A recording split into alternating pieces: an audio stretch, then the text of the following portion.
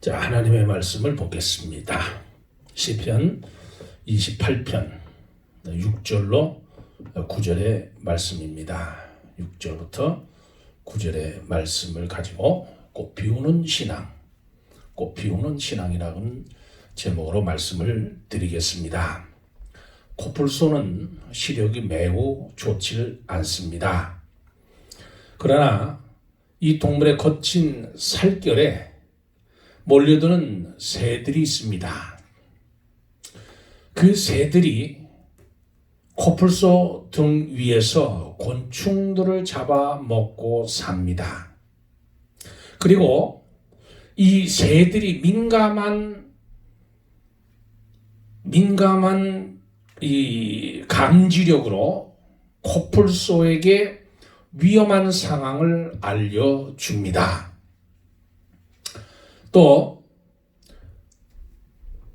레이틀이라고 하는 오소리 일종의 동물이 있습니다. 또 두견새 모두 꿀을 좋아하는 성격을 가지고 있습니다. 레이틀 그리고 두견새가 같이 행동을 합니다. 아주 좋은 시력을 가진 두견새는 꿀이 있는 벌집을 잘 찾아내고 오소리 종류의 레이틀은 그 강한 발톱으로 벌집을 헤쳐서 같이 꿀을 나누어 먹습니다. 악어와 악어새.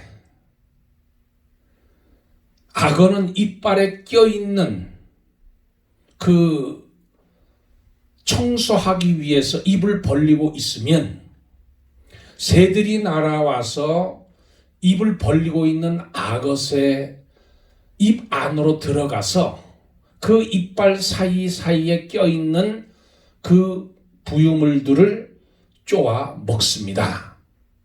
그래서 이 둘은 좋은 서로의 도와주는 협동 관계를 잘 이용해서 서로 이익을 추구하며 살아갑니다.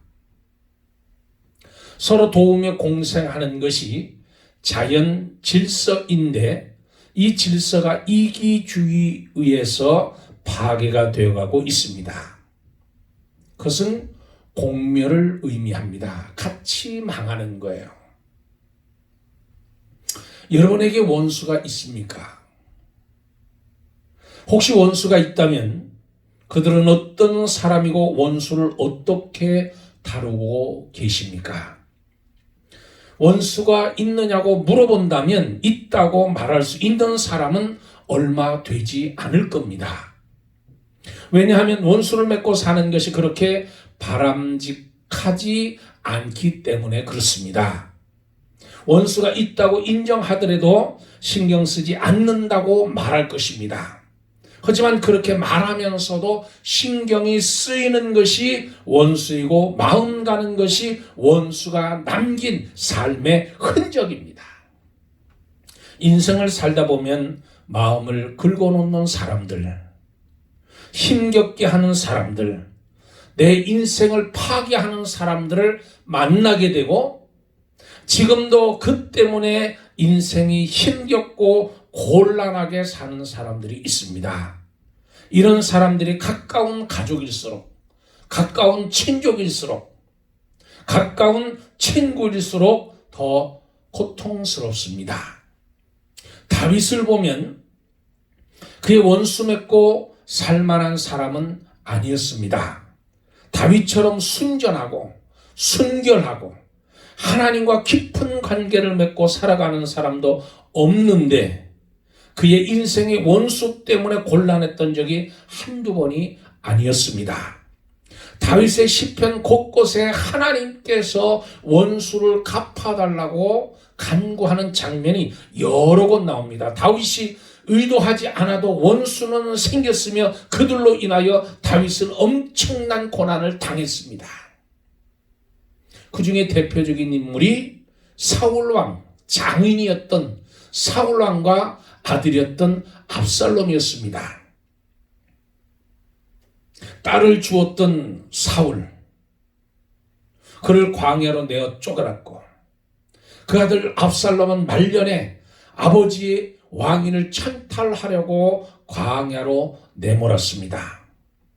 차라리 모르는 사이하면 좋을 텐데 누구를 통해서 고난을 당했나요? 장인을 통해서, 그리고 자기 사랑하는 아들을 통해서 고난을 당하는 겁니다. 시편은 원수 문제를 가지고 하나님께 나오는 다윗의 진절한 절절한 모습을 우리는 보고 있습니다. 오늘 말씀 2절에 보면 내가 주의 성소를 향하여 나의 손을 들고 주께 부르짖을 때에 나의 간구하는 소리를 들으소서. 다윗의 원수 문제를 하나님께 가지고 나오는 거예요. 하나님께 가지고 나와서 손을 들고 기도하는 겁니다. 내가 주의 성소를 향하여 나의 손을 들고 주께 부르짖을 때에 나의 간구하는 소리를 들으소서. 하나님의 성소를 향해서, 하나님의 지성소를 향해서 기도할 때 하나님 들어달라는 거예요. 여러분, 지성소에 무엇이 있습니까? 하나님의 법궤가 있는 거예요. 그 법궤 안에는 하나님의 말씀이 들어있고 아론의 쌍난 지팡이가 들어있고 만나를 담은 항아리가 들어있는 겁니다. 그런데 이 다윗은 하나님 앞에 성소를 향해서 기도하면서 손을 들고 하나님께 기도한다는 거예요. 나의 원수를 대하는 다윗의 모습. 하나님, 내 원수를 갚아달라고. 내가 갚는 것이 아니라 하나님께서 갚아달라고. 일생 동안 심각한 문제를 겪을 때마다 그는 이런 태도를 견지하고 원수 문제를 해결해 나갑니다. 성소를 향해서 스스로 문제를 해결하는 게 아니고, 손을 든다는 것은 항복을 의미하잖아요. 하나님 앞에 내가 지금 항복하는 거예요. 하나님, 나의 이성을 내려놓겠습니다. 나의 생각을 내려놓겠습니다. 나의 혈기대로, 나의 의지대로 문제를 다루지 않겠습니다. 하나님께서 이 문제를 해결해 주시옵소서. 다윗은 장군이었고 이스라엘의 왕이 되었던 사람입니다. 자기 손으로 원수를 얼마든지 갚을 수 있었던 사람이지만 그는 그렇게 행하지 않았습니다. 사울도 2번씩이나 죽일 기회가 있었는데도 불구하고 그는 사울의 몸에 손을 대지를 않는 겁니다. 하나님 앞에 맡기는 거예요. 우리는 우리 손으로 원수를 갚을 일에 매진할 이유가 없다는 거예요. 하나님께서 원수 갚는 일은 나에게 맡기시라고 말씀하셨기 때문에 미련한 사람은 자기가 직접 원수를 갚으려고 수단과 방법을 가리지 않고 뛰어다니지만 원수 갚겠다고 뛰어다니면 내 인생이 파괴가 되는 거예요. 원수를 갚으려고 노력하다 보면 나의 인격이 파괴되는 거예요. 그러니까 하나님이 원수를 갚지 말라는 거예요. 원수를 미워하고 원수 갚는 일에 전념하는 나를 거울을 통해서 보면 내가 나 같지 않고 심성이 많이 파괴되어 있는 것을 알 수 있습니다. 나 자신을 위해서라도 원수 갚는 일은 하나님께 맡기고 지성소를 향해서 손을 들고 하나님 앞에 기도하라는 거예요. 간구하라는 거예요. 하나님께서 해결해달라고 구하는 것이 지혜로운 일입니다. 다윗은 원수 갚는 일을 하나님께 맡겼다는 거예요. 하나님께. 그럼에도 불구하고 마음속에서 솟아나는 분노와 원수 때문에 일어나는 갖가지 고민을 어찌할 수 없었습니다. 이 문제들을 하나님께 가지고 나와서 하나님께 아뢰는 거예요. 4절과 5절의 말씀을 보세요. 그들이 하는 일과 그들의 행위가 악한 대로 갚으시며 그들의 손이 지은 대로 그들에게 갚아 그 마땅히 받을 것으로 그들에게 갚으소서. 그들은 여호와께서 행하신 일과 손으로 지으신 것을 생각하지 아니하므로 여호와께서 그들을 파괴하시고 건설하지 아니하시리로다. 하나님께 맡기는 거예요. 하나님께. 그러면 저와 여러분이 신앙생활 하면서 믿음으로 살아가길 몸부림치면서 하나님 앞에 어떻게 하나님을 기쁘게 하는 삶, 내 삶 속에서 내가 신앙의 꽃을 피우며 아름다운 열매를 맺는 삶을 살아갈 수 있을까? 첫째, 꽃을 피운 신앙을 위해서는 예배를 드려야 됩니다. 예배를 드려야 돼요. 하나님이 제일 기뻐하시는 것이 하나님을 섬기는 거예요. 이스라엘 백성들을 출애굽시킨 목적이 있습니다. 히브리 백성들을 430년 동안 종살이하던 그 백성들을 하나님께서 출애굽시켜서 이끌어 가신 이유가 있어요. 그것이 바로 섬김을 받기 위해서. 섬김을 받기 위해서 하나님께서 그렇게 이끌어 가셨다는 거예요. 하나님 뜻대로 이끌어 가셨다는 거예요. 오늘 저와 여러분은 예배를 중요시해야 됩니다. 예배 드리는 거에 최선을 다해서 하나님을 섬겨야 됩니다. 하나님을 기쁘게 하는 거예요. 그러기 위해서는 예배에 우리가 신경을 써야 되는 거예요. 제 친구 중에 동기 목사 중에 한 분이 몸이 많이 안 좋았습니다. 몸이 안 좋아서 목사하는 일을 쉬고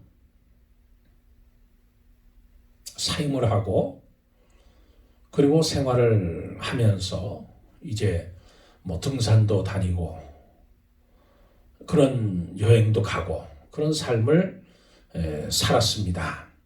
그렇게 한 달이 지나고 두 달이 지나고 6개월이 지나고 지날 때 그는 목사였던 그 신분에서 무신론자가 되어버렸어요.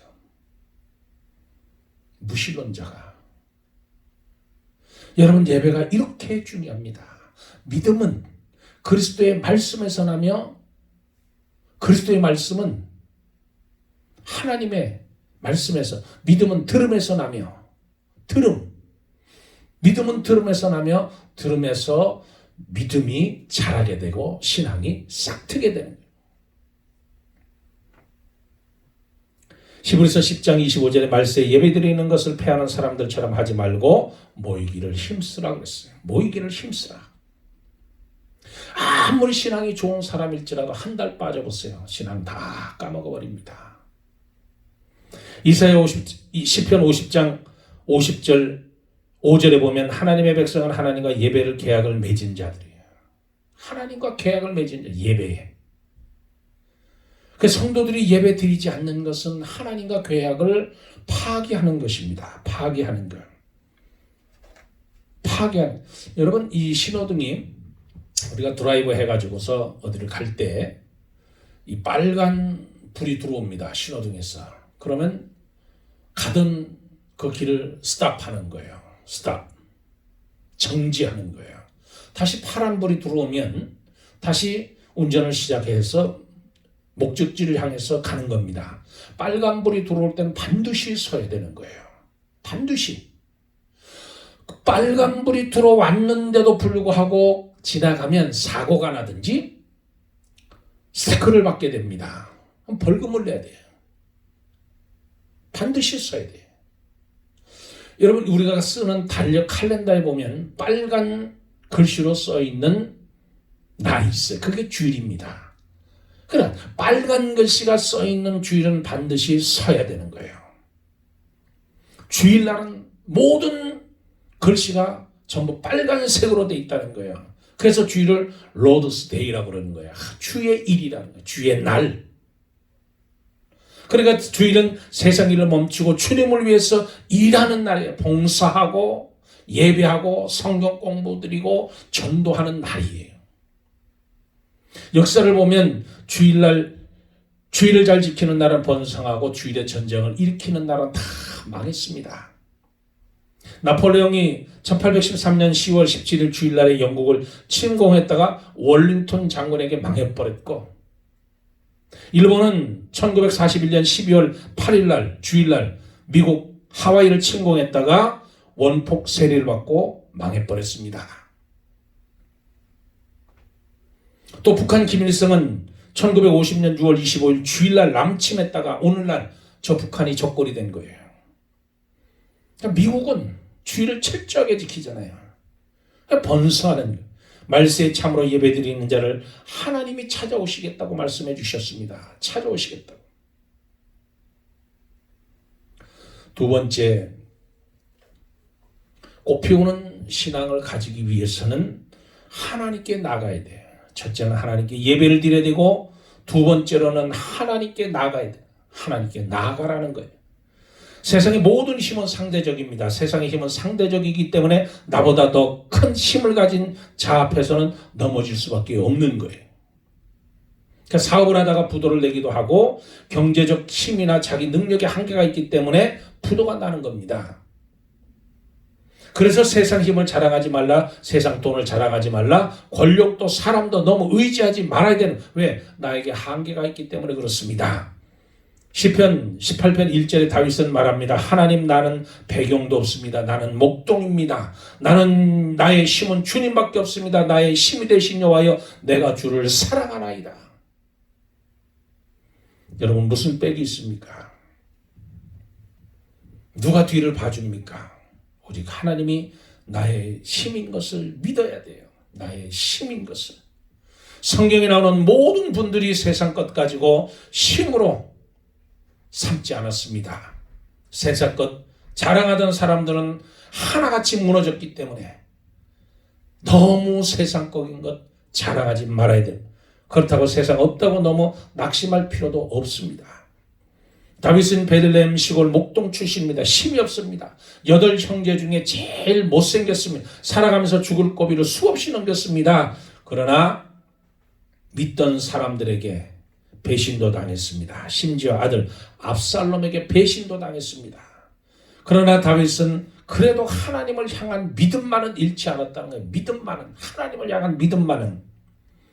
여호와 하나님만이 나의 힘이라고 고백합니다. 강한 믿음으로 환난과 맞서 싸워 이겼고, 죽음의 위협에서도 가난과 질병 앞에서도 맞서 싸울 수 있는 강한 믿음을 가졌다는 거예요. 강한 믿음을. 시편 46편 1장 3절에 하나님은 우리의 피난처시여 힘이시니 환난 날에 만날 큰 도움이시라. 그러므로 땅이 변하든지 산이 흔들려 바다 가운데 빠지든지 바닷물이 흉흉하고 뛰놀든지 그것이 넘쳐 산이 요동할지라도 두려워하지 아니하리로다. 시편 33편 20절에 우리의 영혼이 여호와를 바라며 저는 우리의 도움과 방패시로다. 요한일서 5장 4절에 하나님께로 난 자마다 세상을 이긴 이것이니 우리의 믿음이라는 거예요. 세상을 이긴 믿음. 여러분, 세상은 든든한 것 같아도 넘어집니다. 예수가 나의 힘이에요. 예수가 나의 힘이라는. 이사야 40장 29절에 빈부귀천을 막론하고 하나님을 사랑하는 자에게 힘이 되신다고 말씀했고, 하나님은 노인에게도 힘을 주십니다. 어린아이에게도 힘을 주신다고 성경은 기록하고 있어요. 시편 71편 17절에 늙어 힘이 떨어지고 백수가 될지라도 버리지 마옵소서. 시편 102편 24절에 나를 중년에 데려가지 마소서. 하나님 앞에 기도할 때 하나님이 들어주시는, 하나님을 의지하는 거예요. 하나님께 나가는 거예요. 하나님 앞으로. 하나님께로 나가는 거예요. 세 번째로 우리의 신앙이 꽃피우는 신앙을 위해서는 기도해야 영적인 힘을 얻을 수 있다는 거예요. 영적인 힘을. 여러분, 혼자 사는 할머니와 기도 안 하는 성도의 공통점이 무엇일까요? 그것은 바로 영감이 없다는 말입니다. 없다는 거예요. 영감이. 그러니까 성도를 기도 안 하면 인스피레이션, 영감이 떨어지는 거예요. 영감이. 인스피레이션, 영감이 항상 기도할 때 영감이 충만하게 넘쳐야 되는데도 불구하고 기도 안 하면 영감이 떨어지는 거예요. 인스피레이션. 그러니까 사람이 면역이 약해지면 작은 병도 못 이기고 쓰러지는 것처럼 성도가 기도 안 하면 별일 아닌 것에 넘어지고 시험 들고 불평하고 영적으로 병든 신자가 되어버리는 거예요. 예수님 말씀하셨습니다. 마가복음 27장 41절에 시험 들지 않게 기도하라. 마태복음 9장 29절에 기도에는 이런 능이 나갈 수 없느니라. 사도행전 2장 1절에 120명 성도들이 모여서 기도할 때 성령이 임하고 방언도 하는 거예요. 성령의 첫 번째 역사가 그렇게 기록이 되는 겁니다. 사람이 삽으로 땅을 파면 한 달 팔 거를 포클레인으로 파면 하루 끝나는 거예요. 하나님의 힘을 빌려서 하는데 사람이 자기 머리로 믿고 어렵습니다. 하나님이 하시면 한 번에 해결이 되는 거예요. 한 번에. 병들고 힘들고 약한 분이 있으면 우리는 기도해야 됩니다. 기도해야 돼요. 기도할 때 하나님께서 힘을 주시는 거예요. 예레미야 33장 3절에 너는 내게 부르짖으라 내가 내게 응답하겠고 내가 알지 못하고 크고 비밀한 것을 보이시리라고 말씀하시는 거예요. 하나님이 나를 환난 날에 나를 부르라 내가 너를 건지리니 나를 영화롭게 내가 나를 영화롭게 하리라. 하나님께서 우리에게 힘을 주시고 우리에게 능력을 주시고 우리에게 권능을 주시면 우리가 하나님께서 주시는 그 은혜로 우리가 승리할 수 있다는 거예요. 입이 안 떨어지고 기도가 잘 안 되는 분도 부르짖으면 하나님께서 기도의 물가가 터지게 만들고 인스피레이션 하나님이 영감을 주셔서 모든 것을 승리하고 분별하고 승리할 수 있도록 삶을 만들어 주신다는 거예요. 여러분 시편 28편 말씀은 다윗이 반란을 일으킨 아들 압살롬과 전쟁할 수 없고 그렇다고 반란을 일으킨 악한 무리를 그냥 두고 볼 수 없는 그 아주 고통스러운 그 상황에서 하나님께 고통스러운 마음을 호소하는 시가 바로 시편 28편입니다. 그래서 이것을 밤의 노래라고 부르는 거예요. 밤의 노래. 사무엘하 15장 13절 16장 14절에 밤중에 성전을 향해 손을 들고 부르짖었어요. 그래서 문제가 다 해결된 내용이 기록되어 있습니다. 이스라엘 백성들은 언제나 문제가 생기면 무조건 성전으로 달려가 나와서 부르짖고 기도했어요. 사무엘 어머니 한나가 아이 문제로 속상할 때 무조건 성전을 향해서 달려가서 기도해서 응답받았습니다. 히스기야가 병들어 죽게 된다고 했을 때 하나님을 향해서 벽을 향해서 기도하고 간구할 때 그가 15년의 삶이 연장받게 되었고 다니엘도 바벨론 포로가 되어서 잡혀갔어도 성전을 향해서 하루에 3번씩 기도할 때 기도를 만사 해결해 주는 해결사가 되는 거예요. 미국 건국 초창기에 미네소타 주와 위스콘신 주의 경계 가까이 있는 미시시피 강둑에 지친 한 여인이 나타났습니다. 때는 이제 겨울이었고 거대한 강의 표면은 얼음으로 덮여 있었습니다. 이 다리도 보이지 않았고 이 고장이 초행인 그 여자는 당황해 있었습니다. 과연 여기를 건너갈 수 있을까? 그렇다고 해서 뒤돌아갈 수도 없고 이제 해가 뉴역뉴역 저물어가는 그때 이 강을 반드시 건너야 되는데 얼음이 얼어 있으니 이 얼음 가운데 안전할까? 안전하지 못할까? 어쩔 수 없이 그 강을 건너가는데 건너갈 때 생각을 했습니다. 힘을 분산하는 거예요. 힘을 한 곳에 우리가 서서 걸어가면 힘이 한 곳으로 집중됩니다. 그럼 얼음이 깨지는 거예요. 물에 빠지는 거예요. 그럼 죽는 거예요. 그러니까 힘을 분산하는 방법을 이 여인이 깨닫게 되고 무릎을 꿇고 엉금엉금 기어서 힘을 분산해서 천천히 그 얼은 강을 건너가는 거예요. 그러면서 하나님께 기도합니다. 하나님 깨지지 않게 해주시옵소서. 나로 하여금 무사히 건너가게 해주시옵소서. 기도하는 마음으로 이 여인이 그 강을 건너갈 때 저 반대편 건너편에서 어떤 사람이 말들을 몰고 석탄을 실은 마차를 몰고 지금 이쪽으로 향해서 막 달려오는 거예요. 달려오더니 그 강 시작되는 그 얼음이 얼은 그곳을 스톱도 안 하고 속도도 줄이지 않고 말 여러 마리를 계속 같은 속도로 해서 그 석탄을 실은 그 마차를 끌고 그 얼음을 지나가는 거예요. 이 여인은 그걸 보면서 웃음이 나오는 거예요. 그리고 창피한 거예요. 왜? 마차가 지나갈 정도, 여러 말이 지나갈 정도로 꽝꽝 얼은 그 얼음을 자기는 기어서 빠질까봐 조심조심 조마조마하면서 건너가는데 자기가 그것을 보고 너무 바보스럽다는 거예요.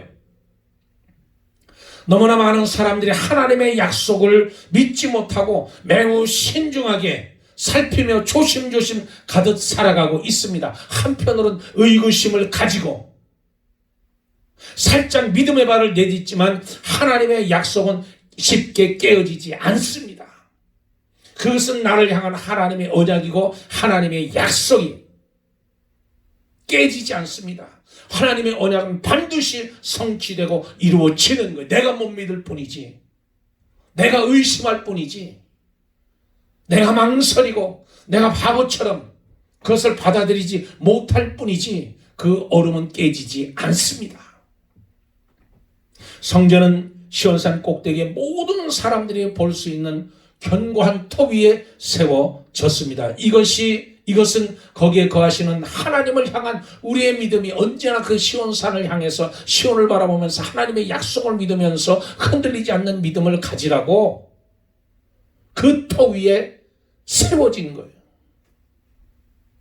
여호와는 광대하시니 우리 하나님의 성 거룩한 산에서 지극히 찬송하시리로다. 시편 48편 1절의 말씀이, 여러분에게 어떤 문제가 있더라도 하나님의 성전을 향해서 부르짖어 기도하시면 꽃피는 신앙을 소유할 줄 믿습니다.